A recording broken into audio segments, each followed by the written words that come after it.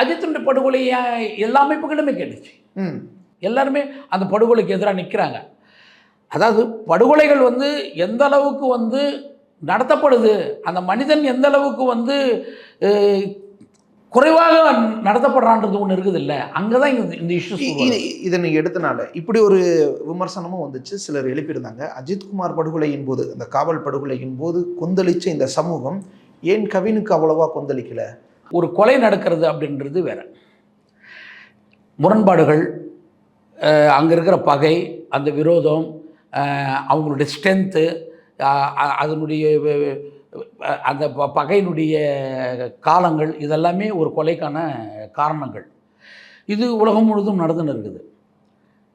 ஆனால் இந்த கொலை ஒரு வரலாறு முழுக்க திட்டமிட்டு பகையை மனசுக்குள்ளே இருந்துக்கிட்டே இருக்குது, வளர்த்தெடுக்கப்பட்டுக்கிட்டே வரலாற்று காலம். ஆமாம், தலைமுறை தலைமுறை தலைமுறை அது வளர்ந்துட்டே இருக்குது. அதுக்கான சூழல் வரும்போது அது என்ன ஆகுதுன்னா ஒரு பெரிய படுகொலை நிகழுது. ஹாலிடேஸ்னாலே அது நம்ம GT ஹாலிடேஸ் தான், south India's number 1 travel brand.